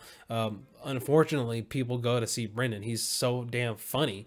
You know, his attitude and the way he acts, it's hilarious, man. He's a freaking personality. So I'm appreciative that you want to hear about communitarianism. I've exhausted the topic so much that I'm like, whatever. There's other people that talk about it better. Like if they can get Lark from Texas to talk about it, and it really break it down, then that'd be good. But this is the thing, like I said, like they talk about it in a sense that, you know, these people are guilty by association. They're guilty because they're connected to Jewish people, and that makes them guilty. I'm saying, no, this the philosophy behind communitarianism that we need to really, you know, get at. It's the axiomatic thinking that we need to get at, because a lot of people share the ideas and they don't even know that they have those ideas. They don't even know that they're operating from communitarian belief sets. And Brendan O'Connell, even he was like, yeah, communitarianism is what we want. Yeah, because it sounds good. It sounds good on a surface level. Like, you know, it sounds like, you know, what do you call it? Like opt-in sort of society where it's like, you know, ANCAP, or, you know, we call it anarcho-capitalist. That's kind of what it is. But, and it sounds good. It sounds appealing if you know, you just view the current status quo of society as being a net negative. Yes, it sounds great on certain levels. On the other level, it's basically the erosion or the destruction of the Bill of Rights and the Constitution. So from that standpoint, communitarianism is very, very, very, very, very, very fucking bad. Okay, so I try to, you know, to get people to understand that it's about the erosion of the Constitution. And, you know, not many people understand the Constitution. You have British people like Sargon of Akkad and, you know, like in V and all these people. They're trying to get to like just a basic, you know, First Amendment established in their country, which pretty much isn't going to happen with as long as the EU's there. And then as long as Brexit is founded upon, you know, basically this idea that Britain's for white people, then you're not going to have, you know, I don't know, this idea of a First Amendment ever arising out of that. There's just too much bad optics in the way that these people are talking about, you know, the stuff that it is they want. And they have to realize that. So I want to help these people. I want to help these people establish a First Amendment, a sort of Bill of Rights and Constitution. But they're not going to do that as long as there's a queen. And then they're not going to do that as long as there's, you know, this constitutional monarchy that they have. It's not going to work. It's not going to happen with, you know, an aristocrat that rules over your society. It's not going to work because, you know, it's antithetical to what the Bill of Rights and Constitution is. So I don't know. Yeah, I'll probably do another Tapio talk, and you know, but I don't want to be the person that, you know, is the face of, you know, talking about communitarianism. That's not what I want to do. I don't want people to associate communitarian thought with me. Even though it's like the banner on my No Race page, I did that because I want people to understand that's the basic philosophy behind all those other discussions that are happening, which is, you know, these racialized eugenics-based discussions. It's all founded upon thinking of yourself as a group, thinking of yourself as a community, thinking of you as we, sacrificing the me for the we. Okay, that's against the Constitution. So I don't know how to explain it to people. By the way, Dante, if you live in California, vote for Patrick Little for Congress. I think he was on JF's live stream last. Is he running in California? Is that happening in California, Patrick Little? Jesus Christ, man, that guy, he got some balls, man. Yeah, I'm for the stuff of exposing Jews. Don't get me wrong. But I expose them to their true nature, which is they aren't even Jews. Okay, people just stop at assuming that these people are actually Jewish. Jewish is religion. Is not Semitic is a language group of Afro-Asiatic people. Yiddish is German. You know, and it's like if you don't get at that, then you're not going to see what the hell is happening. This guy Patrick Little, he's operating from the Jewish mindset. He's acting like the Aryan Jews that I'm trying to expose is the real fake Jews. The real fake Jews are these Aryan people from Babylon, okay, from Persia. The Babylonian Talmud is Iranian, okay? That's what I'm trying to get at. Nobody understands what the hell I'm saying. No one understands that shit. They still say, yeah, but fuck the Jews. FTJ. FTJ. I'm like, these people are not Jews in the classical sense of the terminology, okay? That's why you got to go talk to those damn Hebrew Israelites. But then they use their fucking Bible. They use the German Prussian Bible to, you know, to prove that they are the true Jews. I'm like, no, you have to understand that how the Bible was compiled together out of these ancient, like, scrolled texts. And so, yeah, they put everything into it in 1611. But that doesn't mean that you go off the 1611 version of the Bible to establish your presence in the world as black people. Then that's what the Hebrew Israelites do wrong. That's what they do wrong. They use that damn Prussian Bible. Okay? They use the racist Bible. And so I'm trying to get people away from all that stuff, man. It's so much confusion. There's so much obfuscation in all of it that people don't see what the hell is happening. So, okay, I'm okay that he's down to expose the Jews. Patrick Little's there to expose the Jews. But then if you still start operating out of the communitarian, ethno-nationalist, Zionist mindset, it's no good. All we've done is switch the Jewish racist apartheid mindset into the mouth of a white nationalist. That's not better. So I can't support something that's not better. It's not, doesn't mean that I'm supporting the status quo. I'm just saying that ain't better for me. He's still going to be one of these secessionist people that break up the California and pushes California into a civil war. Okay, that's not good. That is not good. It's not going to lead down the proper route. So, yeah. What is the truest definition of the word Jew? I mean, there's Jew and then there's Hebrew. Okay, so what is Hebrew? There's this is the thing. There's there's a geographical aspect, right?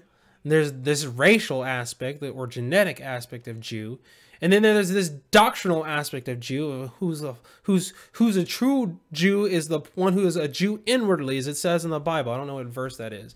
A true Jew is the one who's a Jew inwardly and not outwardly. So you don't become a Jew by putting on a kippah. You don't become according to the Bible, you don't become a Jew by saying certain phrases. You're a Jew inwardly. Now, if I say that it's inwardly, people are Jewish, people could assume through the context of the Bible that inwardly means inwardly genetically.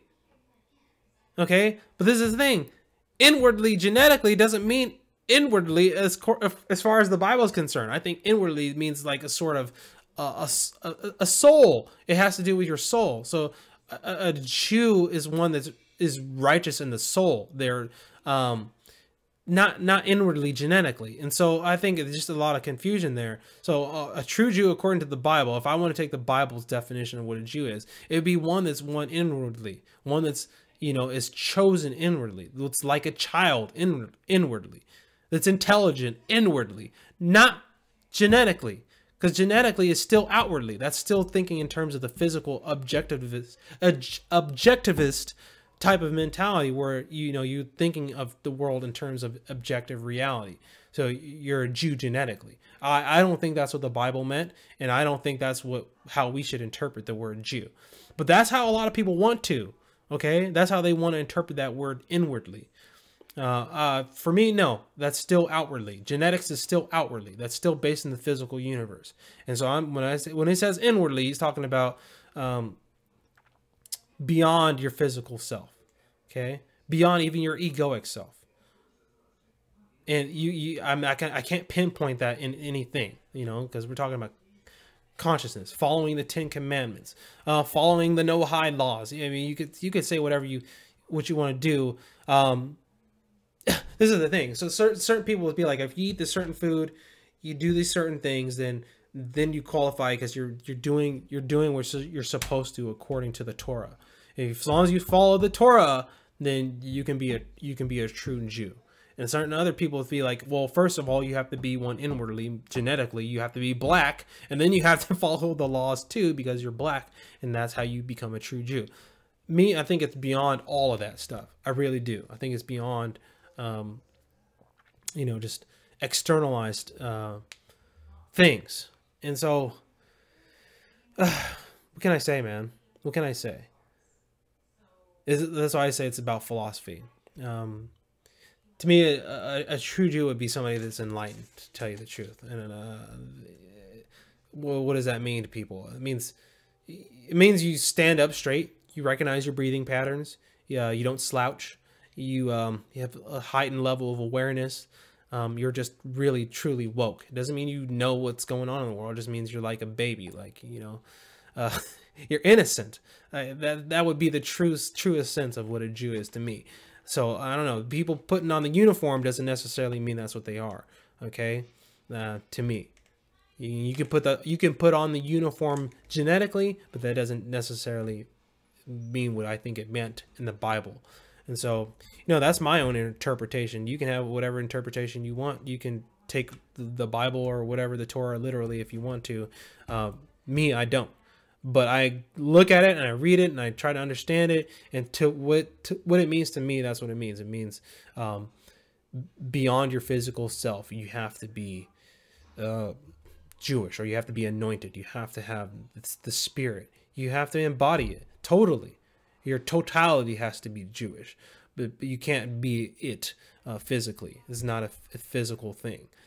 So, tell that to a biological essentialist, tell that to JF, tell that to somebody that thinks race is real. No, it's not going to mean that.